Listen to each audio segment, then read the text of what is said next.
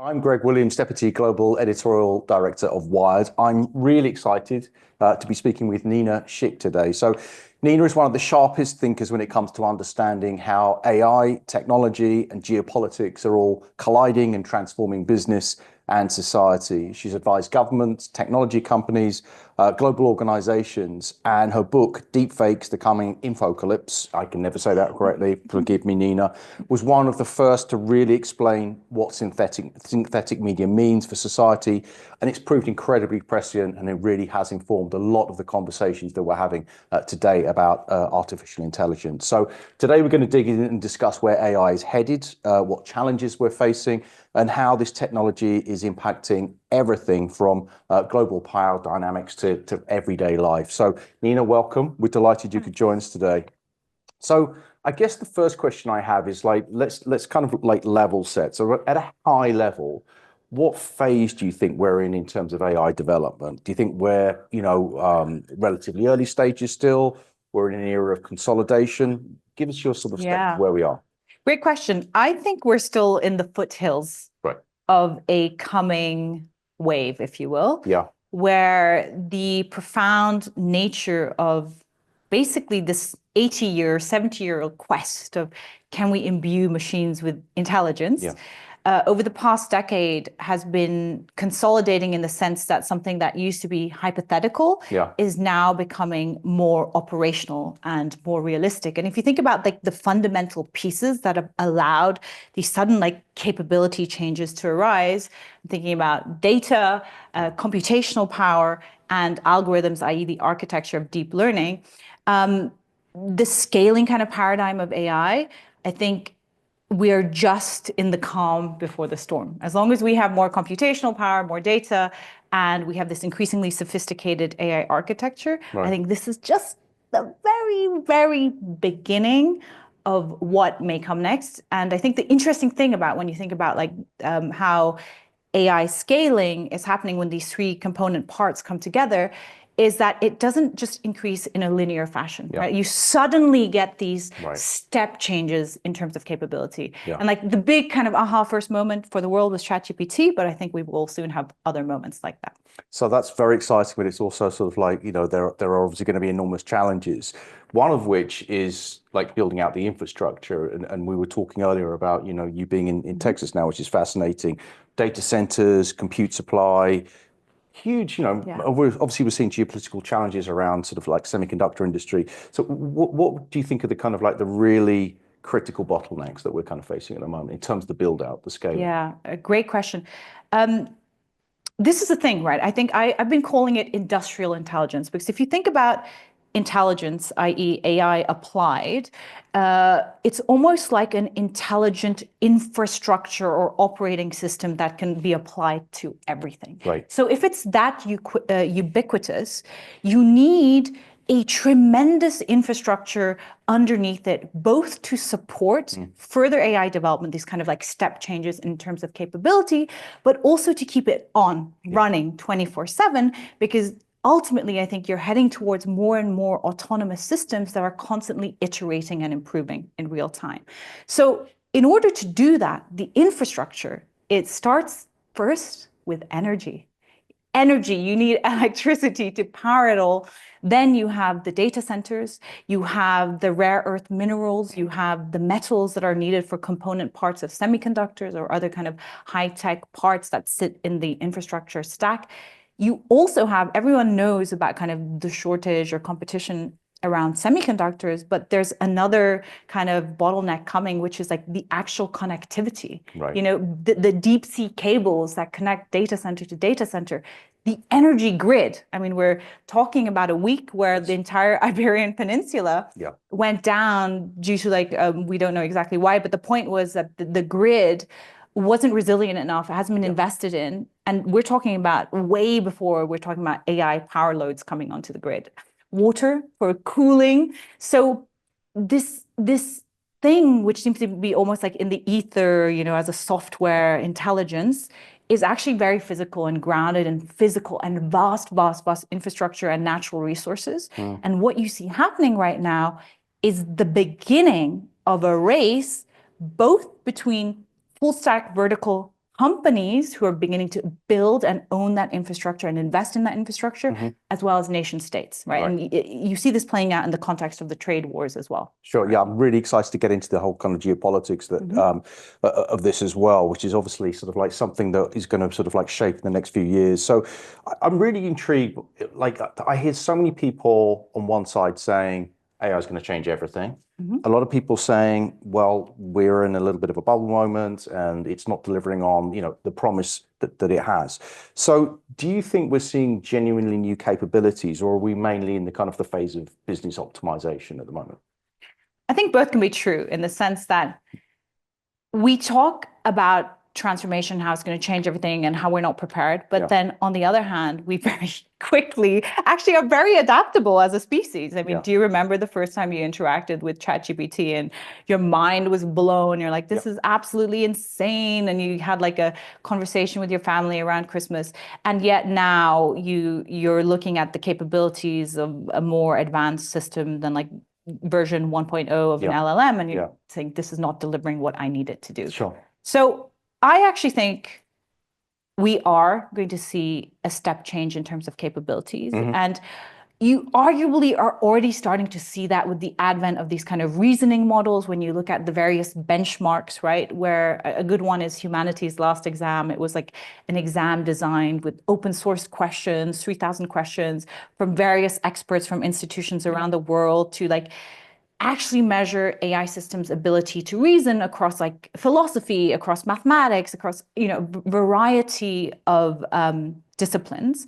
And what you've seen in the past few months, again, talking about that kind of potential exponential rise or step change in capabilities, is that AI systems went from kind of below 5% to over 30% very, very quickly.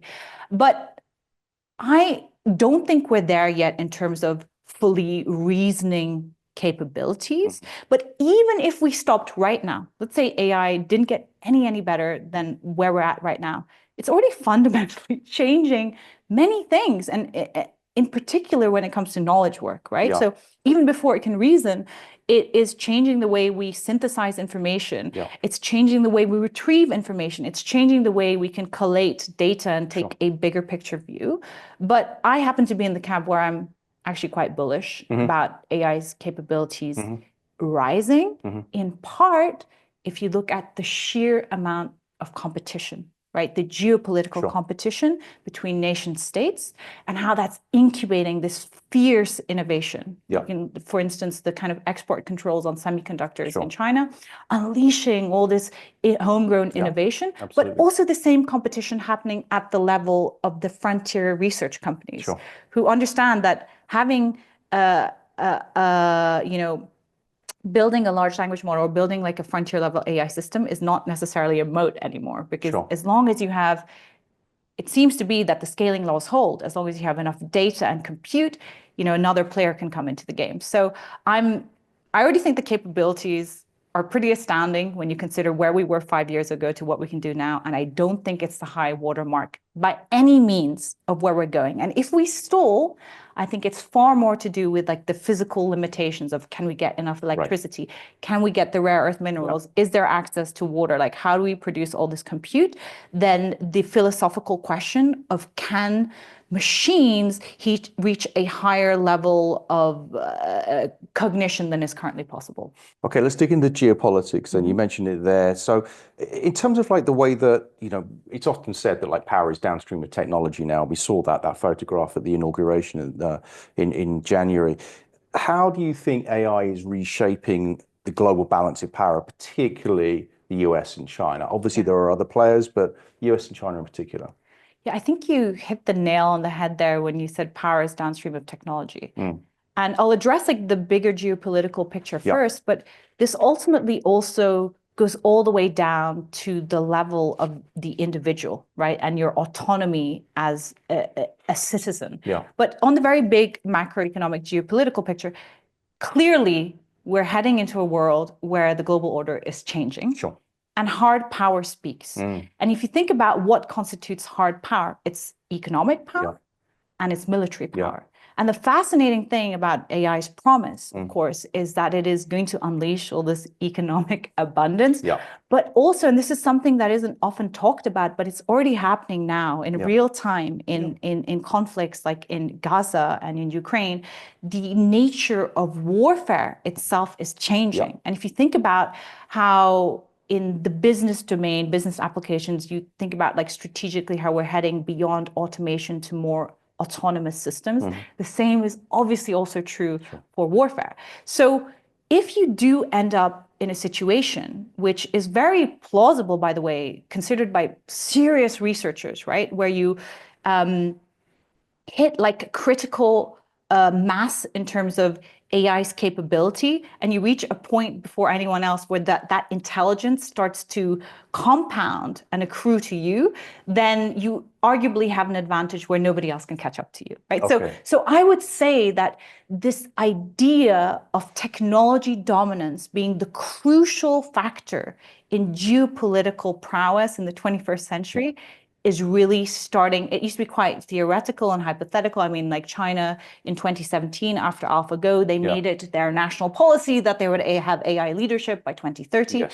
But now the rubber is really starting to hit the road. And with Donald Trump's administration coming into office, the very close relationship between Silicon Valley and the current administration, there's again this understanding that succeeding in technology is fundamental to national security. And that will play out both in economic terms, but also in military terms. So I think this supersedes Trump. This goes beyond Trump. I think this is going to be the fault line, if you will, over the next 10 years. And then I would say the other point I made about this being about power on the level of an individual and autonomy, I can just speak to a very personal experience of mine. I grew up in Nepal. My mother is Nepalese. She grew up in a village in the Himalayas.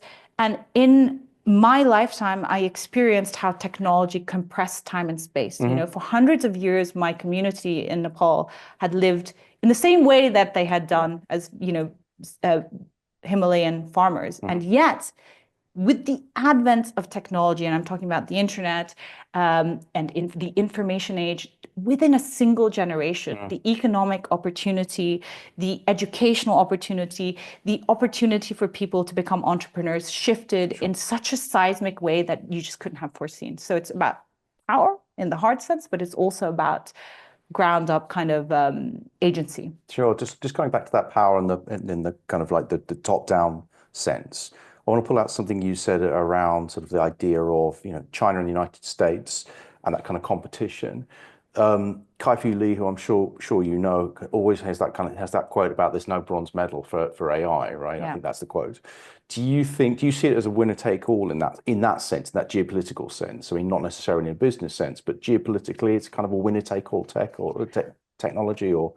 Well, it's that belief, right, that is driving this competition. Because let's say, and perhaps it's interesting to think about somebody who said that very vocally first, and that was Vladimir Putin back in 2017. Again, after AlphaGo came out, he said, whoever wins in this domain, you know, i.e. AI, is going to rule the world. So again, it's this question of, can you get to the point where your resource, if your resource, your commodity is intelligence, starts compounding in such a way, and by the way, that is supported by all the infrastructure you need to like run it, right? To build it, that anybody who's behind you can't catch up. And arguably, that is the world that we're headed to. But if you look at what's been happening now, innovation doesn't necessarily give you the winning edge, because a lot of the innovation in the last few years in terms of the frontier labs has come from the United States. Sure. But if you look at what's been happening in China, you know, and there was actually a report that came out from the US government, one of the House committees recently, that said, we think we have a 3-month lead on China. So that lead, which maybe you thought was 5 years or 10 years, has really shrunk, because that innovation, you know, they can build on that innovation. They were able to distill some of the advances in these foundational models. It's not competitive moat. So if it isn't just innovation, it's application. Sure. You know, who's actually applying it? And I think that's what's starting to happen now. And perhaps some crucial differentiators in terms of this phase of application will come down to public opinion, political sentiment, rules and regulations around risk and safety. And I think all of that is like quite a complex picture, but in order to get that edge, and this applies in business as well, right? You move from like the idea and the innovation to actually scaling and widespread application. But again, that is supported by this huge infrastructure, which is being built out right now. And from your perspective, is this very much US, China? Do you think the EU's in play? Countries like India that obviously like have vast data sets. Like, do you think there's other players, or is this really fundamentally about the US versus China? Obviously, I think that the US and China are the biggest players, and that's going to be the geopolitical story of this century. And we knew that was going to be the geopolitical story of the century before AI was in the equation.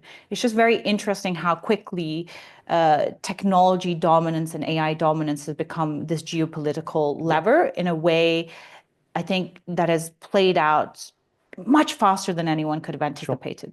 Because, again, going back to that scaling paradigm of how you kind of unlock rather than linear kind of these step changes in terms of capability. But that's not to say that other parts of the world don't play a role. They absolutely do play a role.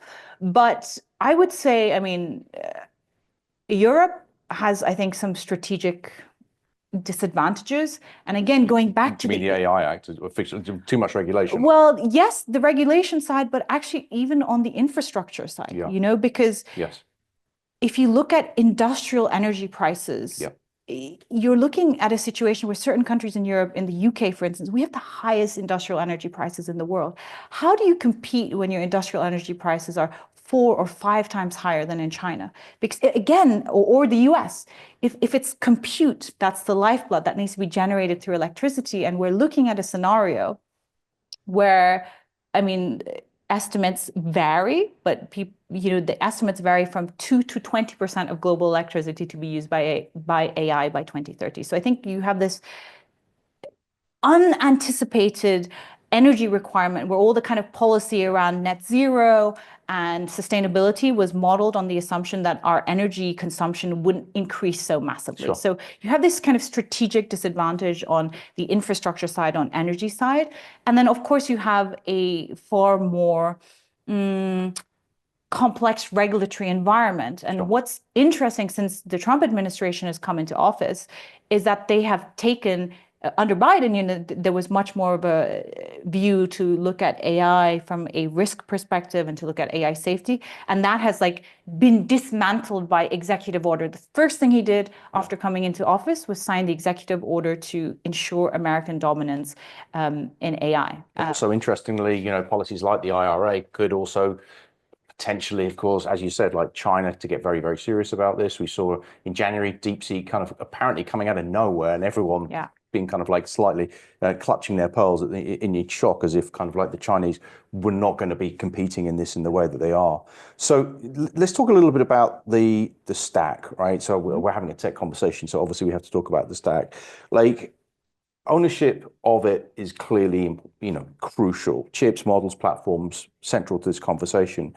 Who do you think is going to end up controlling the most critical layers? Like, if we're talking about DeepSeek, which is open source, does that really stand a chance, or the closed models look, you think, more promising? I think all the models are eventually going to be open source in regards to, again, this was the point I was making earlier about like innovation. You can't keep it behind barriers in the same sense that OpenAI might have a closed source model, but a DeepSeek built upon, the advances that OpenAI had done, built upon the shoulders of giants, and then open source their model, right? So you can't, everything will be open source to the extent that there is no model or innovation that can ultimately be kept behind a barrier. It's going to come out. So then if that isn't the competitive moat, right, the actual capabilities, they'll diffuse eventually. Then the real competitive moat, as you pointed out, is like the stack, it's the infrastructure. And so much fascinating positioning is happening right now. If you look at the sheer amount of CapEx, where's it going? Where who are the entities and the countries who are investing in their infrastructure? Yeah. Who are the countries and the entities who are building the AI workload data centers? And we're really talking about right now, I was just looking at, for instance, Alibaba's building 1 gigawatt data center capability in Brazil. You look at Microsoft, you look at XAI, you look at Google, they're all kind of, these are private tech players, both Chinese and American, who are building these data centers that have this operational capability, which is like vastly beyond anything we could imagine. But so many of these players are not just doing one part of the stack, they're doing the full stack, you know, from chip to energy to,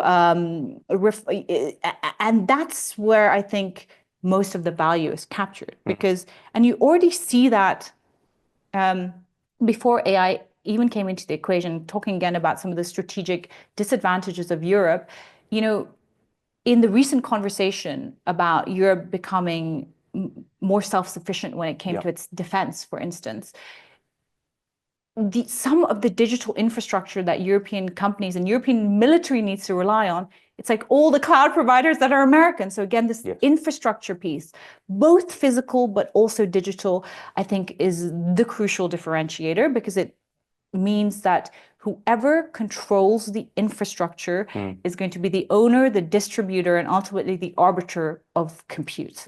And do you think that value is going to be fairly well distributed? So if we think about sort of like whatever the era of social media, the era of big tech that, you know, has preceded, you know, the last 10, 15 years, where that value has been captured by what, 7, 8 companies maybe? Like, do you think we're going to see a similar pattern developing with artificial intelligence? Like the same players are going to completely dominate and suck up nearly all the value? Well, I think the big tech players are going to become much more important, but I think the value, it isn't like a zero-sum game, right? There's many people that can build on top of their stack and create new value. So in terms of economic value, I think there will be more. And a lot of the players who can build on that application layer, those are kind of the new players. So that's where we're going to get the most kind of exciting opportunities. New opportunities, perhaps. Okay. But it's hard to see how other players can compete in the infrastructure layer. Right. Just because of the sheer amount of CapEx that we're talking about. And perhaps some of the interesting factors as this goes forward will be kind of the fusion between national security and infrastructure, because a lot of the critical infrastructure right now is in kind of private hands, for instance, in the United States. But how is that going to play out, you know, vis-a-vis regulation and national security? And actually what I see happening in the US, I recently moved there, is more of a kind of fusion like in China, where it's this civil kind of military state fusion, where you now start to see kind of big tech working more closely with government because of kind of the national security imperatives. Sure. But I think a lot of the opportunity is going to be on the application layer. Hard to see how new players break into the infrastructure layer, but you ideally are heading into a world where compute is cheap and abundant. And you had Sam Altman actually saying this in an essay recently where he wrote something like, maybe we should, rather than like a UBI or something, we should consider universally free compute. But if there are all these critical bottlenecks, both on the energy side, on the resource side, and also because of increasing geopolitical tensions, so the bottlenecks on chips or rare earth minerals, what might end up happening is that compute is quite a rare commodity. So rather than it maybe in the ultimate manifestation, or maybe because of extreme efficiency gains, right? Because computational ability is like constantly increasing. So maybe you have like amazing efficiency, so compute can be free and readily available as a commodity for anyone and everyone to build upon. But I think in the short term, it's more likely that it's going to be bottlenecked by geopolitics, resource requirements, just like the difficulty of creating it. So it might become like a very rare commodity initially, but who knows how it'll work out long term. Absolutely fascinating. Not thought of that at all. So we're going to go to questions in a second, but so please do fire off. I'd love just to get you to look ahead. And I know that it's almost impossible, like given like time frames to like, you know, no one saw DeepSeek coming at the beginning of January and then it just arrived. So just give us a sort of like a a relatively near-term view, if that's what you're happy to do, in terms of like the major kind of breakthroughs that you see, either kind of technological or social, that we're going to be rubbing up against in the coming years? Yeah. So I think the next 10 years are going to be wild. I really do. First of all, I think in terms of AI's capabilities, this might be the calm before the storm. Yeah. Because right now, it is a consolidation phase in the sense that a lot of the companies or the players who are building the frontier models, right? They have done what they could with their current infrastructure. And what are they doing right now? They're building the data centers. They're gathering more GPUs. I mean, you saw just last year how xAI was a late player into the game, brute forced kind of Grok 3 by building the biggest data center, by attaching all the generators onto the side of the data center. And then goodness knows how much money was spent in building that infrastructure to bring that model out to market. So I think there's a lot of like consolidation going on right now on the infrastructure side so that we could potentially scale to the next generation of capability. And there's a very interesting conversation happening amongst AI researchers now as well. Again, talking about unlocking the next step change in capability. Are we going to enter this cycle? This has always kind of been the holy grail, where it no longer is humans guiding the AI research, but you enter into a cycle where like AI starts to do its own research, right? So you unlock again, like this expert. And this isn't, it's hypothetical, but very serious researchers also believe that this might be possible, that we might enter into this like self-recursive learning and therefore intelligence explosion kind of loop within the next 5 to 10 years. Okay. So I'm bullish on the capability. And then on the kind of real world impact, I think it's going to play out massively in geopolitics. We see it now in the trade wars. People might think, oh, this is just Trump's zero-sum mentality on tariffs and trade balances, but I think it's actually more profound than that. You see it also with how China is controlling their monopoly on rare earth minerals. You see it in kind of the incubation that's happening, this kind of fusion I'm talking about with national security and the technology companies. So that's going to happen. And at the same time, I think you're going to see the birth of new companies that are offering services, including for consumers, that just are incredibly powerful because already now, even though you don't really have autonomous systems per se, you already have incredibly powerful AI tools like Cursor, you know, the tool that writes AI code. We're starting to see this new generation of companies where there's a few people, but they are using lots of different types of AI software to deliver a service and bring it to market way faster than it would have been possible in the past. So 3 parts of the actual capabilities, how this is going to play out in geopolitics and actual applications, including consumer-facing applications in the next few years. This is so exciting because if we kind of use, as you know, circling back to actually where you started, it's at the very beginning of this thing. Say we're in, I don't know, the parallel of the internet. Say we're in like, I don't know, 1994, and you're looking at the internet, and you can probably imagine, okay, the news media might be in trouble here, but you probably can't imagine Airbnb, right? Exactly. So it's we're looking at that kind of step change. So thank you for sending in questions. Let's have a look. So a question here from an anonymous attendee. Eric Schmidt says that by 2028 to 2030, AGI will be as smart as the best human thinkers, artists, and scientists. By 2031, superintelligence machines will be smarter than all humanity combined. When you think about that bold prediction, is the question. I find him to be a very interesting thinker, and also because he wrote the book where he co-wrote with kind of Henry Kissinger, where they looked at the geopolitics of this. I think the interesting thing to think about is when you talk about AGI or ASI, it's almost like you're coming at it from a point where there is like a finite ceiling to knowledge or information. And actually, perhaps we're entering an era where, okay, it's already clear to me that biological intelligence isn't the only form of intelligence. And perhaps you could like quibble about that and say, well, these machines they can't truly reason yet. They're not truly creative yet. and I would agree with that. I mean, you're a writer, and sometimes when you try to write something original using a large language model, it's garbage. Sure. And yet it can already perform so well on tasks that are considered high value knowledge tasks, like quant skills, synthesizing data, something that was used to be seen as like the benchmark of like the smartest human ever. But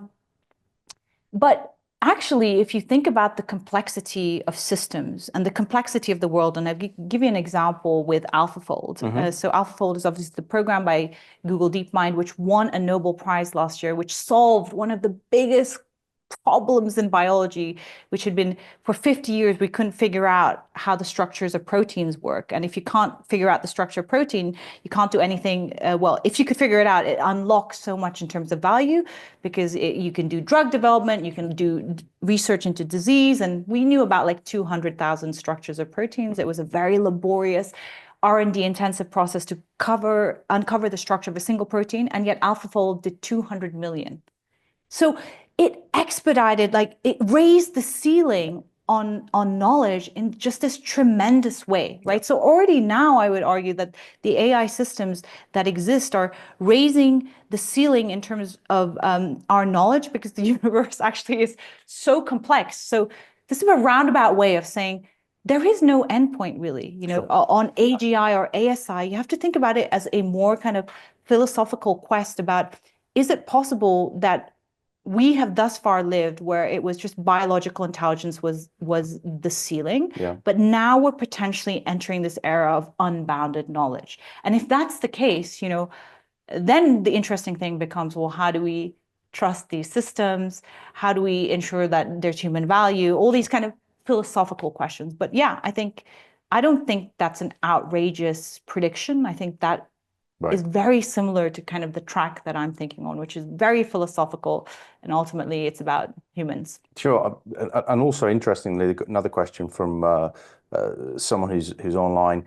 They're asking about what the impact of quantum is going to be on this. Presumably, we don't know when Q day is going to be. Could be in the next 10 years, maybe, might be beyond that. But like, do you have thoughts on like how that's going to impact where we are with AI? Well, again, I mean, it's this absolutely fascinating phenomenon we've already seen with like the scaling kind of paradigm of AI, where suddenly over the past decade, this new computational paradigm moving from CPUs to TPUs and GPUs, the brilliance of Jensen Huang, right? To see that and build his company around that long before anyone else, where the paradigm might change yet again. And new kind of locksteps are new kind of capabilities are unlocked beyond anything we thought possible. The one reflection I do have is in my decade of working with AI researchers, there's constantly been the skeptics who've been like, oh, well, we're not going to be able to do that. And so that's just not going to happen. And yet time after time, especially in the last 5 years, we have been able to do that.